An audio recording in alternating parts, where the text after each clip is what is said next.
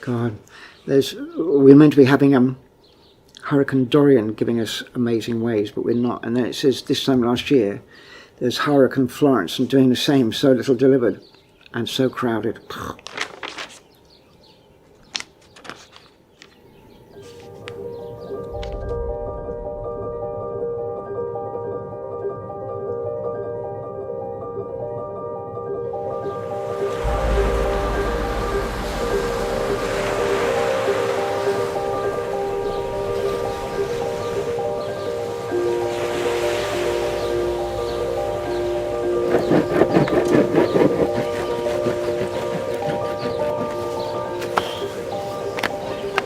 Was the 14th of July 1993, and the reason I remember that was because the very next day I wrote it down in a very rudimentary diary that, first ever surf. Something kind of clicked that moment when I was in the water, having been leading this kind of fairly dissolute life up in London of smoking too many cigarettes, drinking far too much.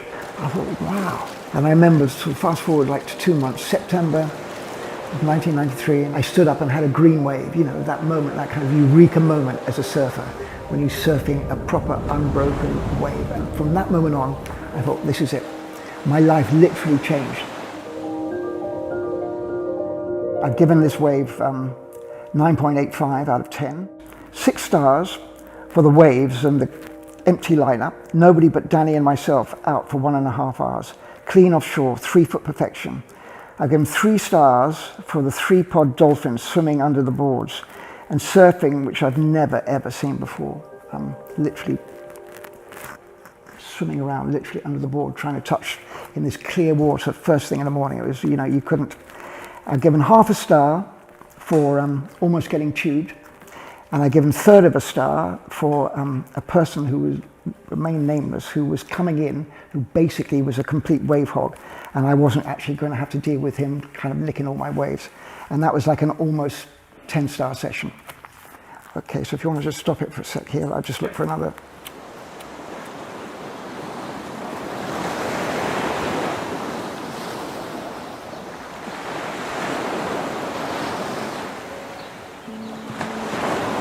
My name is John Herbert. I'm a creative director and art director. I lived in London for 20 years, and 2.5 years ago up sticks, quit my job, sold my flat and moved to St Agnes in Cornwall. I met Andrew through working at a surfboard factory called Open. I used to work the Sunday shift, which became known as Sunday Service, and the guys called me the Reverend because I'd always be here on a Sunday listening to everybody's stories, within the community.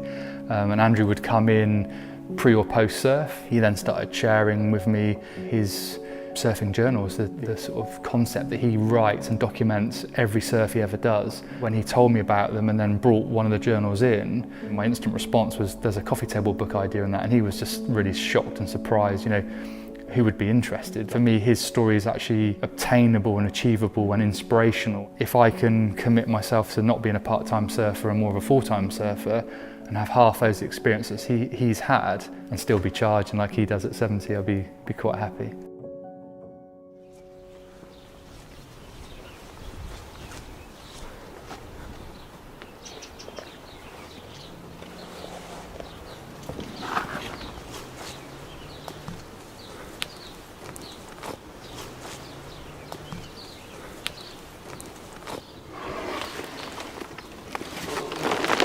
This here is a beautiful board, but it's on its last stage. You can see with all that, again, that one just there, that's Stuart, and unfortunately someone had whacked me there and I had to hold that all replaced, but that was a beautiful board. That's the one I was showing you, the John Kelly board. That one I was using for about 3 years, I reckon.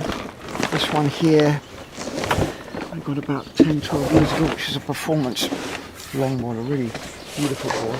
And that one there was the board that's in my surf diary, is called Bird.